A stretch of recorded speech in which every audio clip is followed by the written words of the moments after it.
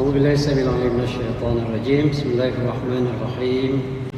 الحمد لله رب العالمين، والصلاة والسلام على أشرف الأنبياء والمرسلين سيدنا مولانا محمد وعلى آله وأصحابه وذريته أجمعين وبعد. السلام عليكم ورحمة الله وبركاته. Yang berikan Tuan Imam, Tuan Jatuh Kuasa Masjid, tuan-tuan perempuan yang berkata Allah Subhanahu Wa Taala, alhamdulillah wa syukurillah, kita bersyukur kepada Allah Subhanahu Wa Taala kerana dengan izin Allah Subhanahu Wa Taala kita dipertemukan sekali lagi pada malam yang penuh barakah ini. Dan malam ini insya-Allah kita akan sambung perbincangan kita dari buku Mudzakirat fi Maqasid Asy-Syariah. Buku ini sebenarnya tuan-tuan perempuan adalah buku yang diajar di Fakulti Syariah Universiti Sains Islam Malaysia. Malam ni kita sama-sama berbincang tentang perkara ini, perkara tentang berkaitan dengan Maqasid Asy-Syariah. Bagi sahabat-sahabat tuan-tuan perempuan yang mungkin jarang-jarang dengar apakah itu yang dimaksudkan dengan Maqasid Asy-Syariah.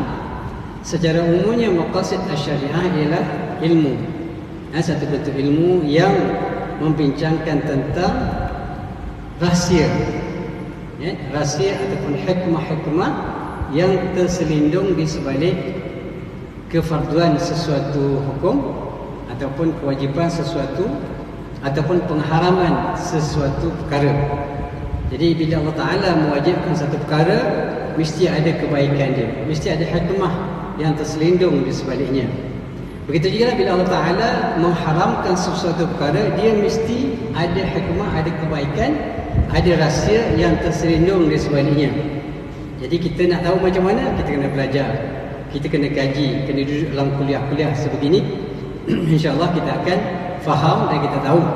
Jadi bila kita tahu, faedahnya bila kita belajar ilmu Maqasid Asy-Syariah ini ialah bila kita tahu, kita akan lebih yakin. Kita rasa Masya Allah, oh ini rupanya rahsia Allah Ta'ala mengharamkan contohnya zina. Oh rupanya zina ini tak baik. Zina ini sebenarnya boleh membawa porak-poranda dalam masyarakat. Zina ini boleh melahirkan anak-anak luar nikah. Anak-anak luar nikah ni pula contohnya, bila tak ada mak ayah yang jaga, dia akan jadi liar, dia akan jadi jahat, dia akan jadi, contohnya akan jadi penjenayah dan sebagainya. Maka kita nampak Masya Allah, rupanya hebat. Hebat sebenarnya ilmu Allah Subhanahu Wa Taala ini contohnya. Kemudian kita tengok pula kenapa perempuan diwajibkan menutup aurat dengan sempurna. Oh rupanya kita kaji-kaji, kita tengok rupanya kalau orang yang pakai tudung ni, biasanya orang lelaki tak berapa nak tengok sangat. Bila dia tak berapa nak tengok sangat, maka selamatlah dia. Kalau perogol dia tengok contohnya, orang yang pakai tudung tutup semua, purdah lagi, tak selera dia. Contohnya kan, bila tak selera selamat tak? Selamat. Oh rupanya itu antara rahsianya kenapa Allah Ta'ala wajibkan orang perempuan ini pakai tudung dengan sempurna, tutup aurat dengan sempurna. Maka baik tak? Baik rupanya untuk orang-orang wanita di luar sana. Contohnya. Jadi bila kita faham tu, barulah kita rasa oh rupanya Masya Allah banyak kehebatan-kehebatannya. Jadi orang-orang yang ataupun perempuan-perempuan yang tak berapa selera, tak berapa seronok nak pakai tudung ni, dia pun nampak kebaikan-kebaikan dia. Bila nampak kebaikan dia pun bersungguh-sungguh nak buat, walaupun mungkin tak dipaksa oleh suami dia, mungkin tak dipaksa oleh mak ayah dia, tapi dia rasa oh ini satu benda yang baik, kenapa tidak? Contoh, silap-silap orang yang bukan Islam pun dia nak pakai tudung tuan-tuan. Sebab apa? Sebab dia nampak kebaikan bila pakai tudung ni. Oh selamat rupanya. Selama ni ramai yang kena rogol dan sebagainya sebab ramai yang mendedahkan aurat. Jadi itu contoh tuan-tuan, contoh kebaikan dan kehebatan ilmu Maqasid Asy-Syariah. Baik, walau bagaimanapun tuan-tuan dan Allah Subhanahu Wa Taala, bila kita cerita tentang Maqasid Asy-Syariah ini, dia tidak boleh berdiri sendiri. Maksudnya apa dia? Maksudnya kita tak boleh guna Maqasid Asy-Syariah saja tanpa kita merujuk kepada ayat-ayat Al-Quran, hadis Nabi, ijma' ulama dan sebagainya. Kenapa? Kerana Maqasid Syariah ini dia datang adalah untuk menguatkan, untuk menguatkan hujah-hujah. Walaupun Quran ni memang dah kuat, tapi kadang-kadang Al-Quran saja orang kadang-kadang tak berapa faham. Contohnya Allah Ta'ala sebut dalam Quran, وَلَا تَقْرَبُوا الزِّنَا إِنَّهُ كَانَ فَاحِشَةً وَسَاءَ سَبِيلًا. Janganlah kamu mendekati zina dalam Al-Quran. Kenapa? Zina itu buruk dan seburuk-buruk jalan. Bila kita dengar ayat ini, kita tak faham sangat tuan-tuan. Oh, zina itu buruk. Apa keburukan dia? Yang dikaji adalah melalui maqasid syariah ini dikaji. Ulama-ulama mengkaji apa keburukan zina. Dia senaraikan 1, 2, 3, 4, 5 banyak keburukan dia. Tapi kalau setakat kita baca Quran, mungkin kita tak faham sangat. Jadi ini kelebihan dan kehebatan ilmu maqasid syariah. Tapi dia tidak boleh berdiri sendiri. Ya? Dia mesti ada kaitan dengan Al-Quran, Sunnah, Ijma' dan Qiyas. Kenapa? Kerana macam saya sebutkan ya tadi, bahawa maqasid syariah ini dia tidak boleh berdiri sendiri. Dia tak boleh hanya bergantung pada maqasid. Contoh saya buat. Contohnya hari ini tuan-tuan, orang kahwin online. Tuan-tuan rasa sah ke online? Seorang duduk dekat Nilai, seorang dekat UK. Wali dia dengan apa nama anak perempuan tu, pengantin perempuan duduk dekat Nilai. Dia punya bakal pengantin lelaki ni dekat UK sana. Mereka pun berpakat yang untuk berakad nikah melalui online.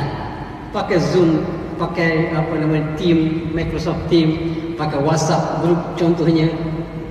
Ya, maka wali dekat itu naik dekat Nilai dia kata, okey dah nampak dah orang tu pengantin dekat UK saja, orang putih tuan-tuan. Nak kahwin orang Melayu. Orang Nilai apa tu? Contohnya kan. Dah setuju. Orang ni cakap orang putih lah, orang putih tuan-tuan. Cakap orang putih lah. Saya pun nak ajuk pun tak erti sangat tuan-tuan. Tapi kita terjemah lah. Kita terjemahkan dalam bahasa Melayu. Maka yang si bapak ni pun dah nampak yang si lelaki tu dah ada keluar dalam skrin tu. Nampak jelas dia. Dia pun kata, aku nikahkan dikau dengan anakku Aminah binti Muhammad dengan mas kahwin RM22.50. Sini berapa mas kahwin? 50. 200. 200. Saya tengok yang faham RM22.50 tak naik-naik lagi. Kan? RM200. Okeylah sikit. Jadi si wali kata, ayah ni kata aku nikahkan dikau, katalah dia dah masuk Islam dah. Aku nikahkan dikau John bin Abdullah contohnya lah. John bin Abdullah yang masuk Islam. Ya? Baik. Jadi John pun kata, okey aku terimalah nikahnya dalam bahasa Inggeris lah. Dalam bahasa Inggeris ya. Okey, persoalannya sekarang. Kalau katakanlah sekarang ni benda tu berlaku. Hukum tak ada lagi tuan-tuan, sebab ni hukum baru. Zaman dulu, zaman Nabi tak ada internet tuan-tuan. Zaman Nabi tak ada benda-benda ni semua. Zaman ulama-ulama terdahulu pun tak ada. Tak pernah lagi orang buat pernikahan secara online. Tiba-tiba sekarang ni tambahan pula dengan PKP tuan-tuan, tak boleh nak jumpa. Orang tu dah kata nak nikah sangat dah. Dah lama dah tunggu dah set date dah. Tiba-tiba PKP tuan-tuan, tak boleh kahwin. Sudah. Nak tunggu sebulan 2 bulan tak selesai lagi, tak boleh keluar lagi, tak boleh rentas negeri lagi, nak pergi London ni tuan-tuan. Nak nikah. Contohnya ataupun orang London nak datang mari. Tunggu tak datang. Tunggu tak boleh nak rentas negeri, tak boleh nak rentas negara. Jadi nak buat macam mana tuan-tuan? Okey, kalau tuan-tuan sebagai mufti lah, contoh sebagai mufti ataupun sebagai alim ulama, tuan-tuan nak kata boleh ke tak boleh? Seorang dekat online, wali ada cukup syarat. Contohnya ada saksi pun ada, tapi jauh duduknya. Seorang dekat London, seorang dekat Nilai. Boleh ke agak-agak? Okey. Kalau kita nak cari hukum, kalau kita nak tengok dari sudut maqasid syariah saja, maka kita kata apa? Baik, kita tengok apa hikmahnya, apa kebaikannya kalau kita benarkan. Dan apa hikmahnya kalau kita tidak benarkan. Nak cari hikmah ni tuan-tuan. Maka kita pun carilah hikmah-hikmah. Kalau kita benarkan perkahwinan secara online ni, apa kebaikan dia? Kebaikannya yang pertama, jimat kos. Betul tuan-tuan? Kita tak payah pergi, orang London tak perlu datang ke Nilai, orang Nilai tak payah pergi ke London, jimat tak? Banyak jimat tuan-tuan. Kalau satu keluarga, satu orang tiket dia katalah 5,000 pergi balik, kalau 10 orang dah 50,000. Buat online tak ada kos tuan-tuan. Jimat 50,000. Boleh melabur contohnya 50,000 kan. Contoh. Jimat tak bagus tak? Bagus. Baik, apa lagi kebaikan dia? Kebaikan dia mudah. Mudah, tak payah pergi balik, duduk rumah masing-masing, akad. Mudah tak tak? Mudah. Okey, apa lagi kebaikan dia? Kebaikan dia antaranya mungkin boleh lari daripada fitnah contohnya. Sebab apa sekarang ni tuan-tuan, walaupun jauh, orang boleh buat maksiat online tuan-tuan. Buruk tak? Contohlah dia dah bertunang lama, nikah tak boleh, nak datang kena sekat, maka dia pun buat live online. Seorang ni duduk dalam bilik dekat Nilai, seorang lagi duduk bilik dalam dekat London sana. Tuan-tuan, hari ni sangat-sangat membimbangkan. Anak-anak kita kadang-kadang jangan percaya sangat. Bukan tak percaya, jangan percaya sangat. Sebab itulah saya, anak-anak saya sebagaimana tak cukup umur 18 tahun, saya tak bagi telefon dia ada internet tuan-tuan. Sebab saya sayang anak-anak saya. Sayang kenapa tuan-tuan? Saya tak nak bagi dia rosak sebelum sampai masanya. Yelah, dia kalau dah tua, dah besar, nak rosak tu nak buat macam mana? Kita dah nasihat, dah jaga dia, tapi kalau daripada kecil dah rosak, masalah tuan-tuan. Umur 15 tahun, umur 13 tahun dah bagi internet, dah bagi kebebasan anak-anak pergi browse internet, dalam internet, Google saja tuan-tuan nak cari apa dia ada berlaku. Bayangkan anak umur 13 tahun dah tahu semua tuan-tuan. Tahu belaka dah. Lebih advance daripada orang tua. Ayah dia boleh kelentong tuan-tuan. Dia masuk dalam bilik kan, buka online, internet, ya, ada wifi pula kat rumah, tak ada sekatan langsung.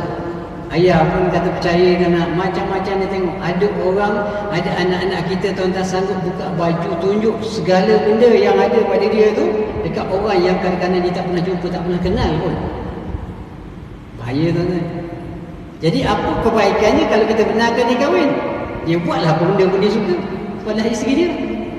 Kalau kita tak benarkan apa berlaku, maka dia akan berterusan dengan buat maksiat. Walaupun online kita tak dosa, tak dosa.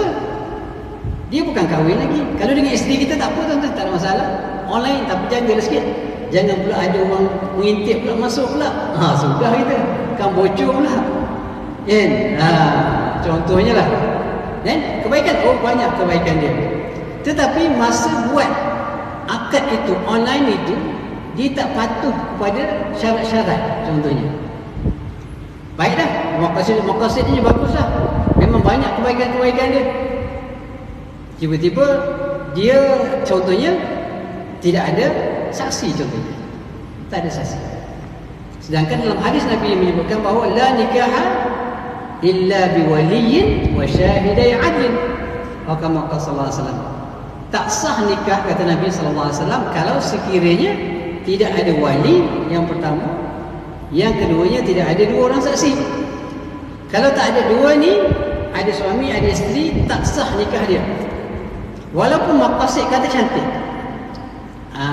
maqasid kata bagus, semua bermanfaat yang banyak, memberikan kelebihan, banyak jimat duit, boleh jauhkan daripada fitnah, jauh daripada zina mata contohnya. Tapi oleh kerana dia bercanggah dengan hukum, maka maqasid tak pakai tuan-tuan. Ini ceritanya. Cerita tentang maqasid ini, dia bukan boleh bergantung duduk seorang-seorang keluarkan hukum, tak boleh. Dia boleh menguatkan hukum yang sedia ada. Contohnya kita kata dah ikut peraturan yang telah ditetapkan dalam hukum, ikut apa yang Nabi kata, ikut yang syariah kata, kemudian daripada apa yang ada tu diperkuatkan lagi dengan maqasid syariah ni supaya dia nampak lebih jelas hukum dia, lebih kuat dan mantap hujah dia. Baru jadi. Jadi tak boleh kita guna maqasid tanpa dengan mengenepikan hujah-hujah daripada Quran, Sunnah, Ijma' dan Qiyas dan sebagainya. Okey, itu dia punya hubungannya tuan-tuan. Jadi tak boleh tak boleh. Baik. Jadi ada ulama walau bagaimanapun kata baik kita balik kepada bab nikah tadi. Jadi bab nikah ni oleh kerana benda dia baru tuan-tuan, nikah online ni ada ulama kata tak boleh. Tak boleh, tak sah. Hujah dia tak sah kenapa? Kerana antara syarat dia istilah ittihadul majlis. Yang Mahdi tahulah. Dia dulu nikah kan. Anak saya pun baru Ustaz Andi yang nikahkan Jadi antara ittihadul majlis adalah mesti sama-sama duduk dalam majlis. Mesti ada dalam majlis itu sama dia, suami ada kat situ, isteri ada kat situ, mesti wali ada kat situ, dan saksi juga ada dalam satu majlis. Berdepan macam ni, walaupun tak berdepan sangatlah sebab PKP tak boleh dekat-dekat sangat kan, tapi masih lagi dalam satu majlis, dalam satu bilik contohnya, maka itu baru sah. Sebab tu setengah ulama kata tak boleh. Tetapi fatwa, majlis fatwa ulama, majlis fatwa kebangsaan, pada tahun 2011, dah lama dah sebenarnya, memfatwakan bahawa perkahwinan akad nikah online adalah sah dari sudut hukum syar'i. Apa hujahnya? Hujahnya dikata ittihadul majlis ini boleh dikatakan sebagai ittihadul majlis secara majazi.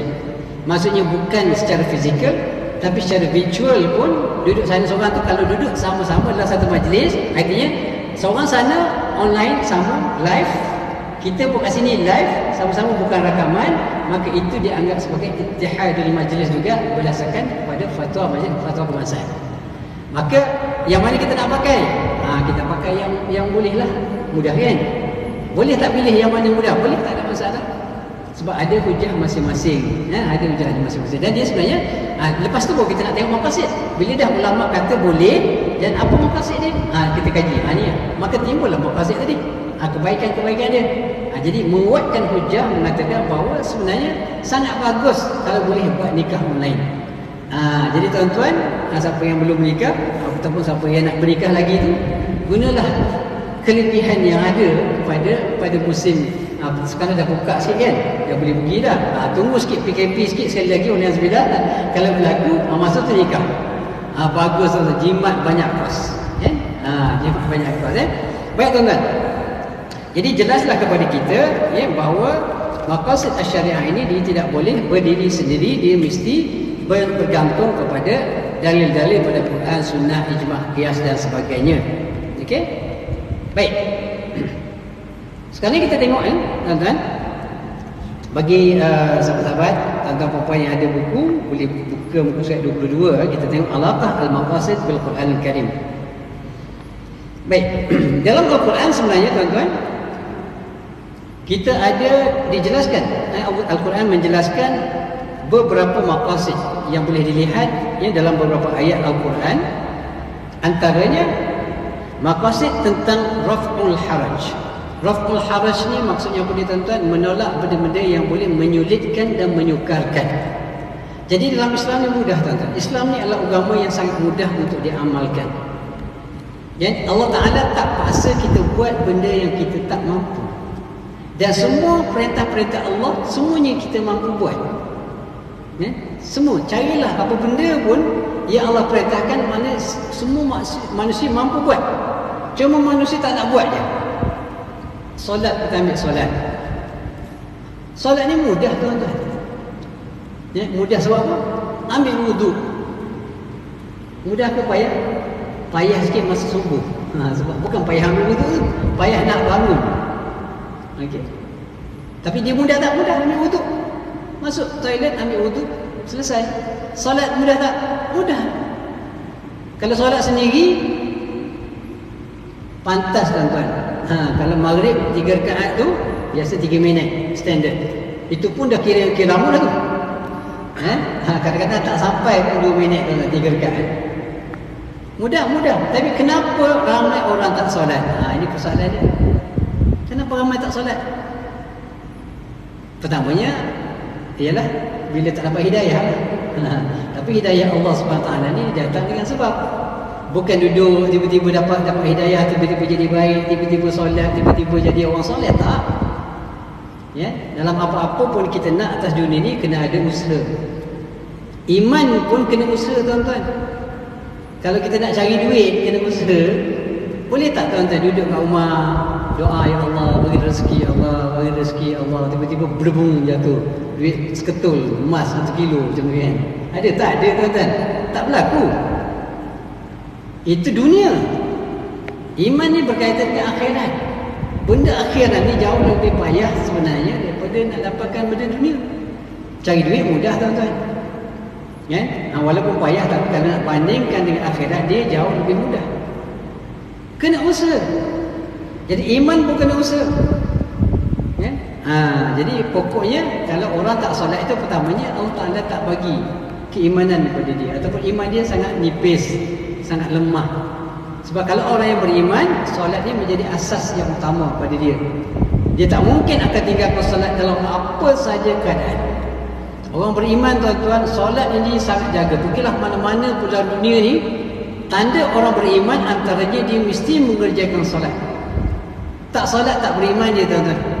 Maka ulama kata, mazhab Hambali mengatakan orang yang meninggalkan solat dengan sengaja hukumnya kafir dan boleh dibunuh, tuan-tuan. Itu mazhab Hanafi, mazhab Hambali. Mazhab-mazhab Syafi'i contohnya, dia kata orang tinggal solat fasik. Fasiknya penjahat, tuan-tuan. Jahat pada sisi Allah. Walaupun pada manusia baik. Ada orang tak solat tapi baik, ya Allah. Tak sembahyang tapi baik.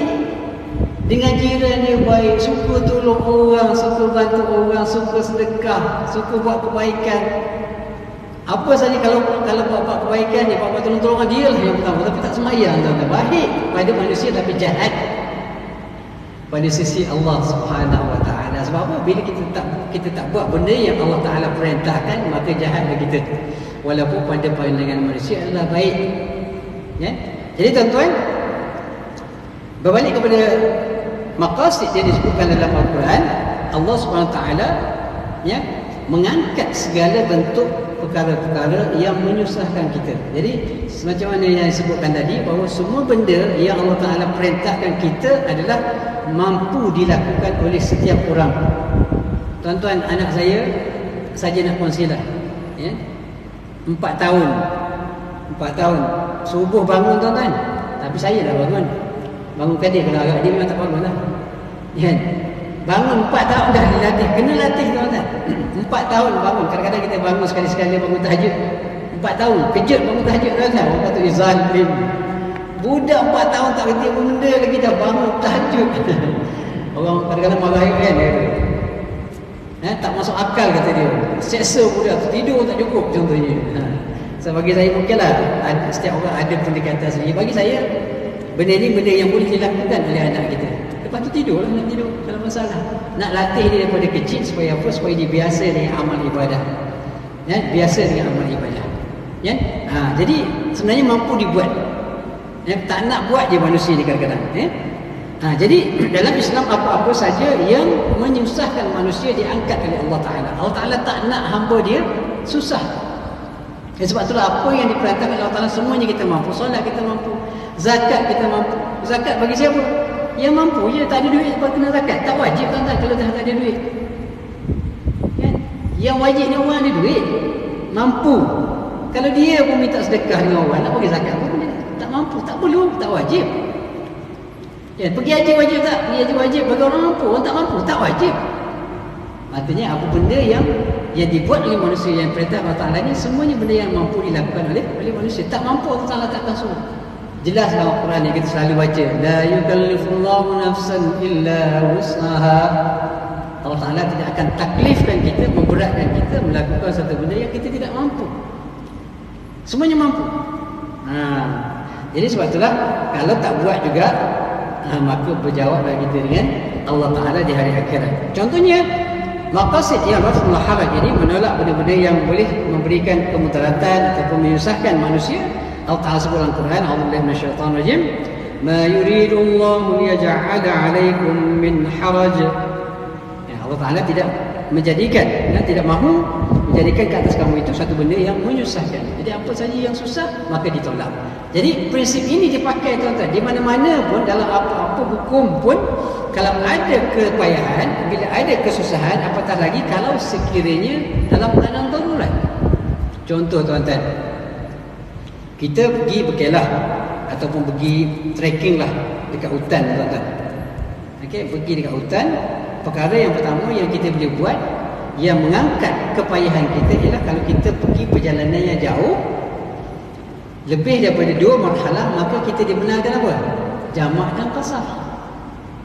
Jamak dan qasar itu raf'ul haraj tu. Allah Ta'ala nak angkat, tak nak susahkan kita. Sebab kita berjalan ni payah, tuan-tuan. Apatah lagi dalam hutan, nak berhenti setiap waktu tu payah. Jadi Allah Ta'ala benarkan kita jamak dan kasar. Itu kemudahan-kemudahan. Kenapa Allah Ta'ala tak nak bagi kita ni susah? Nampak kehebatan rahmah Allah Ta'ala kepada manusia.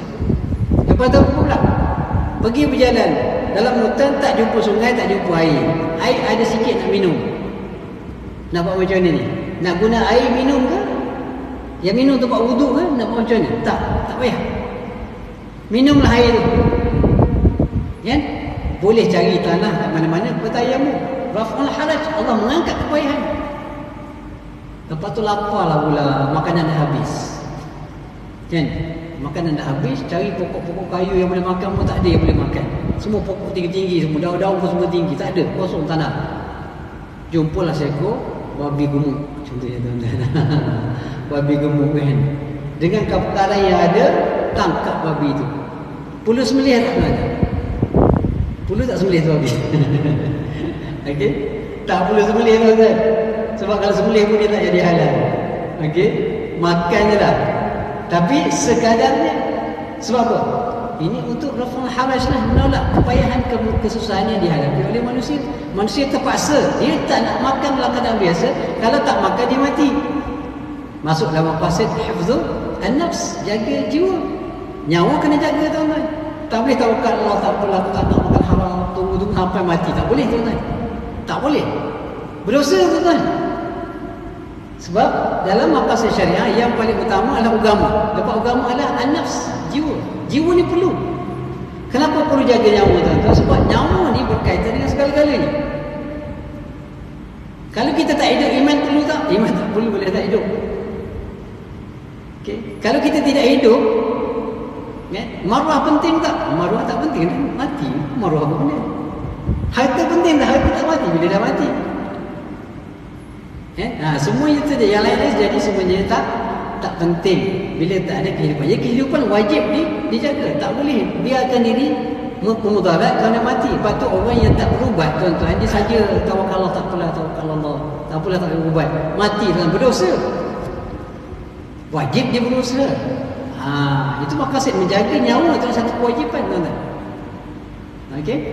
Jadi tiba-tiba dalam apa nama kata itu makanlah, dia pun makan. Makan babi. Okay, bila makan-makan sedap lah rupanya. Contohlah tuan-tuan. Sebelum ni tak pernah makan. Dia terpaksa makan kerana nak hidup, dia pun makan. Makan sedap. Okey, berapa banyak dia boleh makan? Sekilo, 2 kilo? Sekadar yang boleh memberikan dia peluang untuk hidup itu je. Sebab dalam kaedah disebutkan bahawa ad-darurah muqaddar biqadariha. Muqaddar tu biqadariha. Maksudnya tuqaddar biqadariha. Maksudnya darurah ni kalau kita terpaksa, kita boleh buat satu benda yang haram tetapi mengikut kadar-kadar yang diperlukan saja. Jangan lebih pula. Jangan dah rasa sedap, nak buat balik, buat kasam pula. Contohnya tak boleh, itu haram, boleh tak boleh. Ya, setakat ambil untuk hidup, itu saja. Tak boleh lebih daripada itu. Itu semuanya adalah untuk apa? Untuk tujuan kebaikan manusia. Tak nak bagi manusia ini susah. Itulah rahmat yang ada pada Allah SWT. Jadi jelas dalam Quran. Jadi apa-apa saja kalau kita berhadapan dengan kepayahan, kesusahan, tak mampu. Macam juga solat. Nabi kata salli qa'iman. Solat kamu dengan agak berdiri. Kalau mampu. Kalau tak mampu, fa salli qa'idan, duduk. Nak bagi senang ni. Fa illam yastati' fa 'ala jam, baring. Kalau tak mampu ni, fa mustaqir, menelentang. Bahkan kalau tak mampu juga dengan isyarat mata pun kena solat juga. Bayangkan kalau tak kata no, solat mesti berdiri. Kamu mampu ke tak mampu, wajib berdiri. Bayangkan macam mana tuan-tuan. Tak mampu, kena ikat dekat tiang.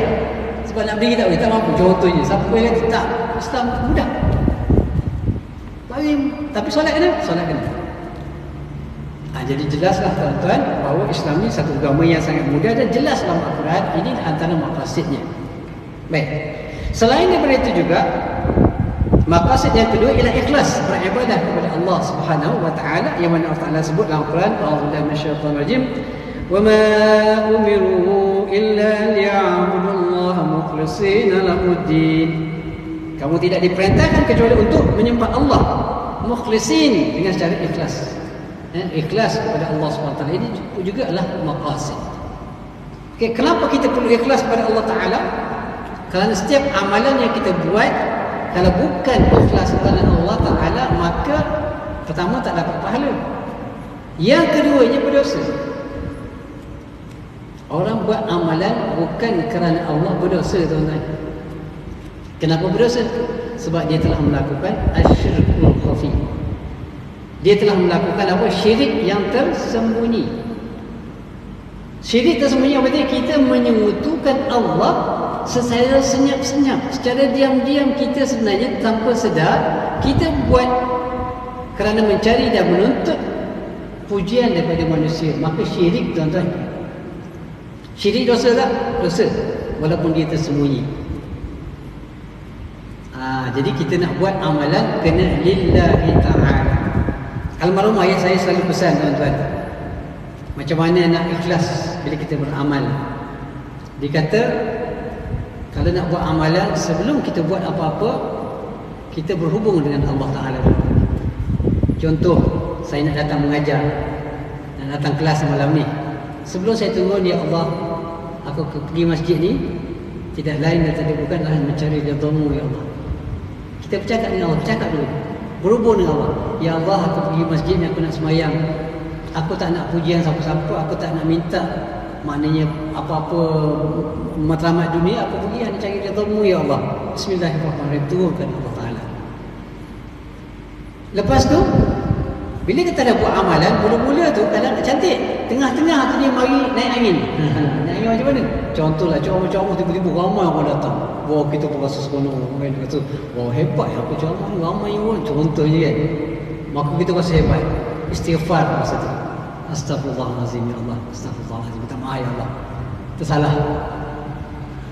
Jadi bila kita istighfar, insya-Allah Taala kembalikan balik kepada landasan yang betul. Lepas tu dah kadang-kadang tengah-tengah tu okey, hujung pula dah lepas tu rasa ustaz datang orang memuji ustaz, Allah ceramah ustaz, wah bagus betul, ramai orang tengok kan, ramai orang nangis-nangis sedih, maknanya menusuk jiwa ustaz. Kita pun wah rasa hebat, habis tuan-tuan, hancur kan. Jadi kita kita rasa hebat, jadi ujub pula, timbul rasa ujub, rasa hebat diri. Jadi ikhlas ni sangat penting tuan-tuan kan. Kalau tidak ikhlas, pernah kita selalu dengar hadis ni ya, di hari akhirat nanti akan dibawa ada 3 golongan manusia. Ini selalu saya ingatkan pada diri saya dan juga anak-anak bahawa bila kita amalkan satu buat kerana Allah Ta'ala, sebab di akhirat nanti bila kita dibawa oleh Allah Subhanahu Ta'ala, golongan ini dibawa oleh para malaikat, dihadapkan kepada Allah Subhanahu Ta'ala, maka Allah Ta'ala akan tanya golongan ini. Pertama dia bawa siapa? Golongan yang sangat hebat pada pandangan manusia. Siapa dia? Mujahidin, syuhada, mati syahid di jalan Allah Subhanahu Wa Taala. Ini orang hebat. Selain daripada Nabi, inilah orang yang hebat yang berjuang sanggup mati kerana Allah. Jadi bila Allah Taala tanya, wahai hamba-hambaku, apa yang kamu buat untuk agamaku? Maka ya Allah, mereka kata, ya Allah, dalam masa aku hidup dunia, ya Allah, aku berjuang di jalan-Mu, ya Allah. Aku mati di jalan-Mu, ya Allah. Engkau Maha mengetahui bahawa aku berjuang di jalan-Mu, ya. Mati syahid. Allah kata apa? Kamu berbohong. Berjuang ni tuan-tuan, mati ni. Allah kata bohong. Kamu buat bukan kerana aku, kamu berjuang bukan kerana aku, tapi kamu nak dipuji oleh manusia, supaya manusia kata kamu ni seorang yang pahlawan, yang hebat, yang berani. Maka Allah Ta'ala perintahkan, campakkan golongan ini ke dalam neraka. Alhamdulillah tuan-tuan, hebat ini, berjuang ni. Maka dibawa lagi satu golongan. Golongan apa tuan-tuan? Orang-orang alim. Allahu Akbar. Nasib baiklah saya ni tak alim sangat tuan-tuan. Kalau alim termasuk ni. Orang alim tuan-tuan, dia mengajar manusia. Ramai orang dapat hidayah daripada orang alim tuan-tuan.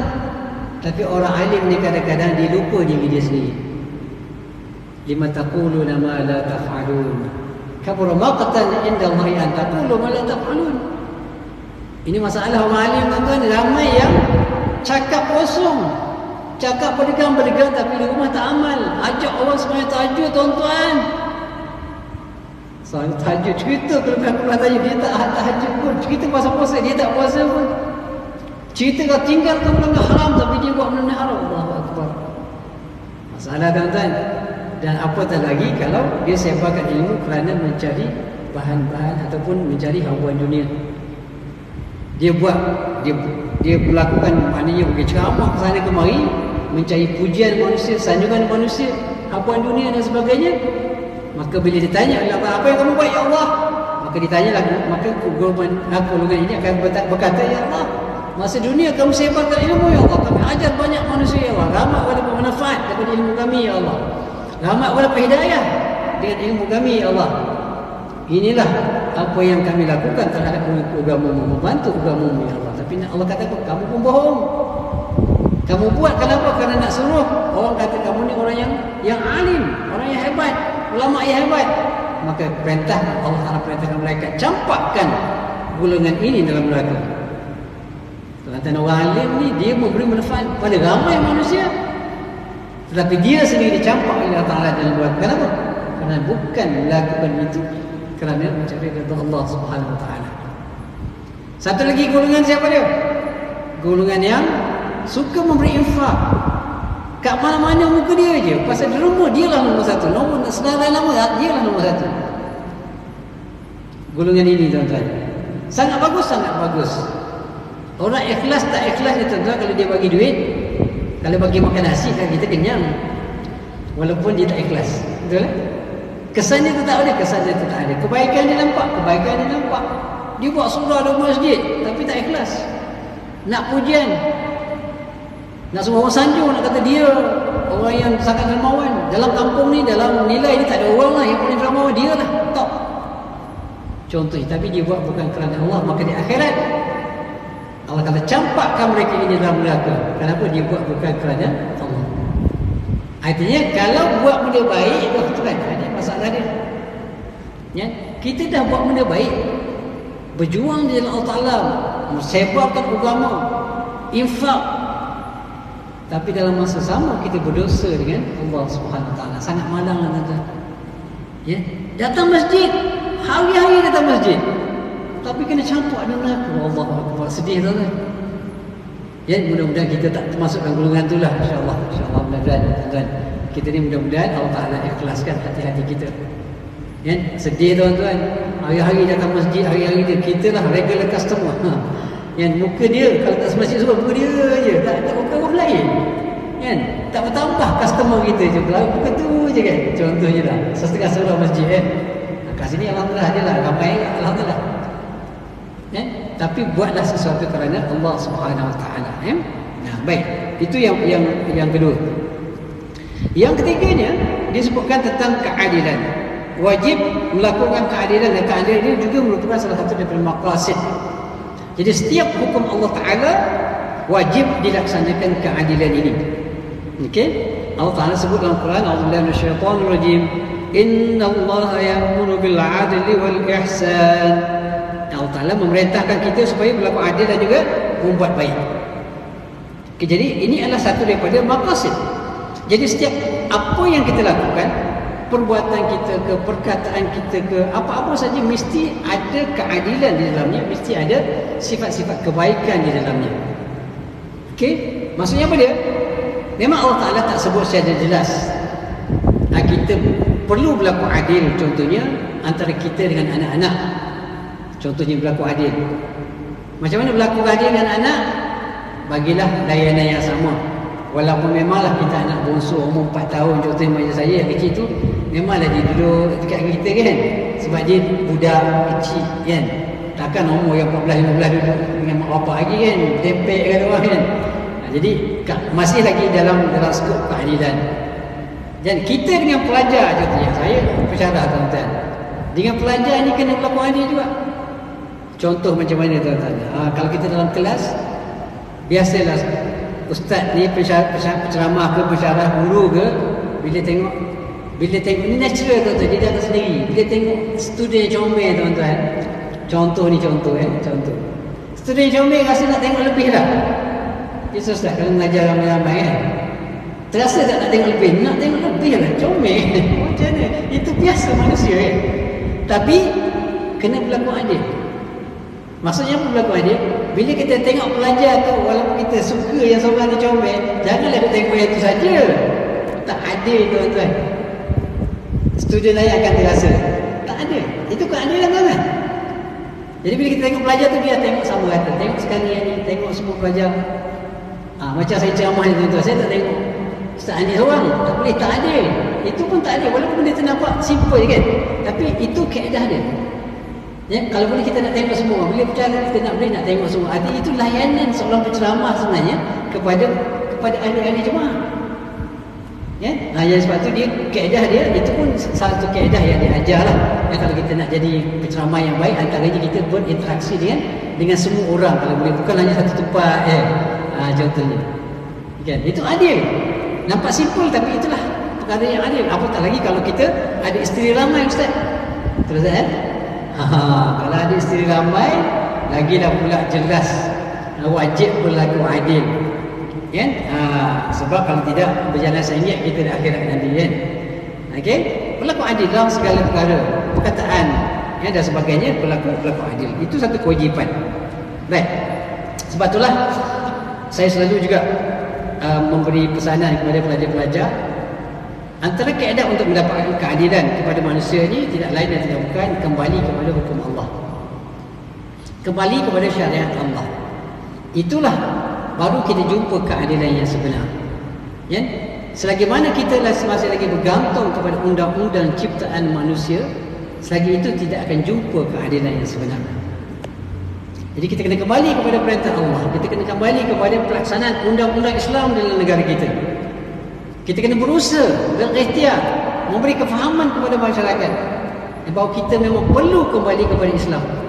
Undang-undang hudud, qisas wajib dilaksanakan di negara kita. Cari jalan, usaha, bagikan penerangan, bagikan kesedaran pada masyarakat. Saya beritahu dekat pelajar-pelajar saya, antum semua ni kena ada peranan untuk menegakkan agama Islam dengan negara kita ni. Tapi tak berlaku tuan-tuan, bukan senang. Kita ajak undang-undang jenayah. Itu subjek saya lah tuan-tuan. Ajak undang-undang jenayah. Sebelum ajak undang-undang hudud, qisas dan sebagainya, kita beritahu keperluan untuk laksanakan undang-undang Islam dalam negara. Okay, kita berhenti dulu untuk azan. InsyaAllah kita sama sikit ya. InsyaAllah.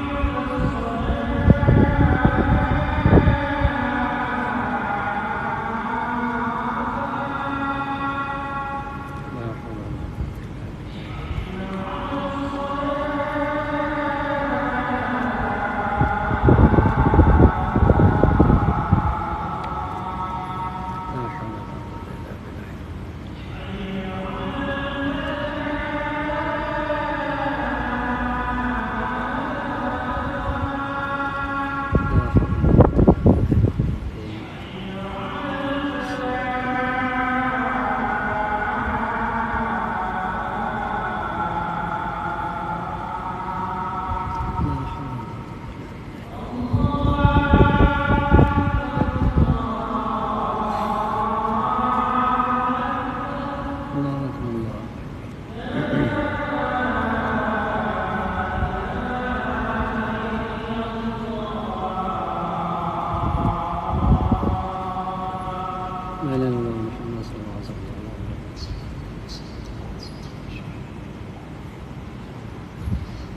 Okay, bismillahirrahmanirrahim. Tuan-tuan, kita kembali sekejap lagi, tambahan sikit, ada dalam 10 minit macam tu, insyaAllah kita tambah.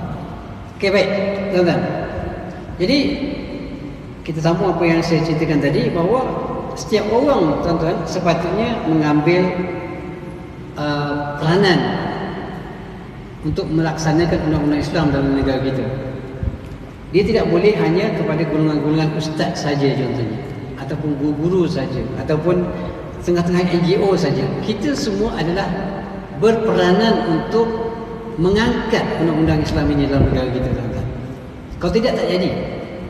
Atau kalau kita harapkan kepada ahli politik saja pun tak cukup, tuan-tuan. Dia kena ada kehendak dan juga ada satu kuasa yang kuat daripada masyarakat, daripada rakyat sendiri untuk bangun dan menegakkan Islam ini, baru boleh jadi. Okay? Jadi saya selalu cerita pada pelajar-pelajar, antum perlu berusaha sekurang-kurangnya bila dah mengajar tentang undang-undang jenayah Islam ni, seperti yang saya katakan tadi, kalau sebelum mengajar kita beritahu juga pelajar kenapa perlunya kita laksanakan undang-undang Islam. Antara sebabnya adalah kerana kalau kita tengok di sekeliling kita hari ini, tuan-tuan, jenayahnya sangat hebat, sangat dahsyat. Kes bunuhnya, kes rokolnya, kes rasuahnya, kes macam-macam jenayah yang berlaku dalam negara. Dan kita dah laksanakan undang-undang yang sedia ada ni, undang-undang sivil ni yang dicipta oleh Inggeris ini, tuan-tuan, dah lebih 60 tahun merdeka. Dan sampai sekarang pun kita tak nampak bahawa undang-undang sedia ada ni mampu untuk menyelesaikan masalah jenayah dalam negara kita. Dan tak ada pilihan, tuan-tuan. Kita tidak ada pilihan kecuali kena kembali kepada Islam, tegakkan agama Islam, tapi dengan keadaan macam mana? Keadaannya memberi kesedaran pada rakyat supaya rakyat bangun dan bangkit, meminta dan mendesak kerajaan supaya melaksanakan undang-undang Islam, baru jadi. Tapi macam mana nak berfungsi? Okey, antaranya saya sebut kepada pelajar-pelajar, antum belajar, share lah ilmu yang ada sikit sebanyak ni. Kenapa perlu? Kerana kita nak selesai masalah jenayah di Malaysia. Selain daripada ianya memang arahan Allah Ta'ala, hudud dia satu perintah Allah yang wajib kita laksanakan. Usaha share dengan pelajar, dengan ada Facebook, ada TikTok sekarang ni, macam-macam. Okey, share.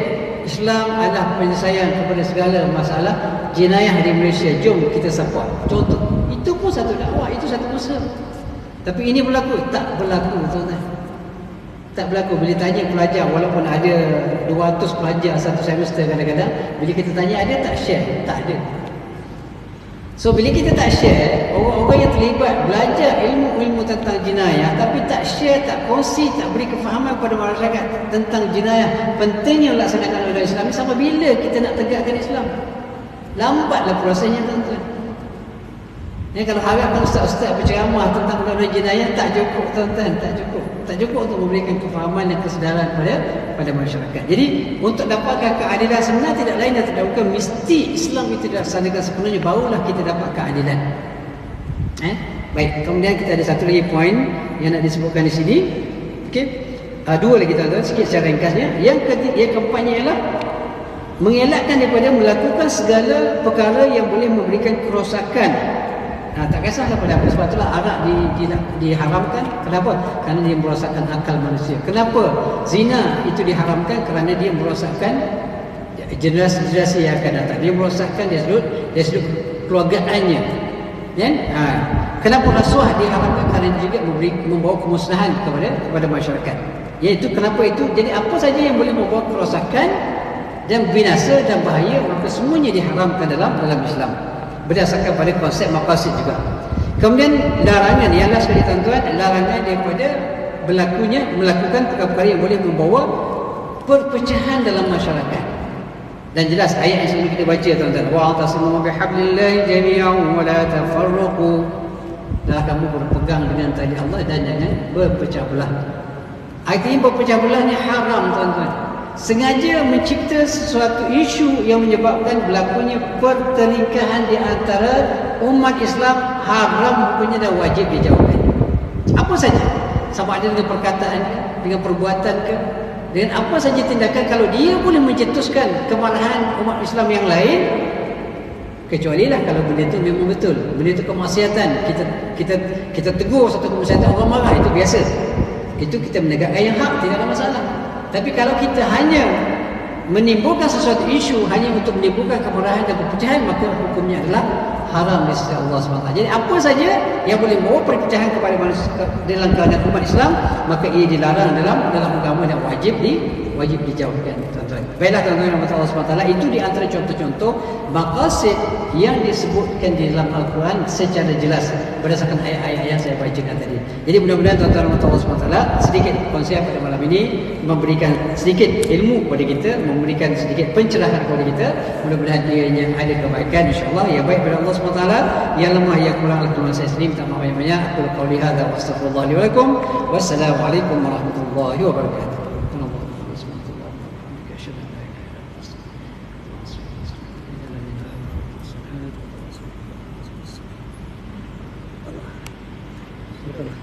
InsyaAllah barakallah. Boleh imam tu. Tak apa. Anda dah jadi imam 2 minggu lepas. Tahu. Barakallah. Barakallah. Barakallah.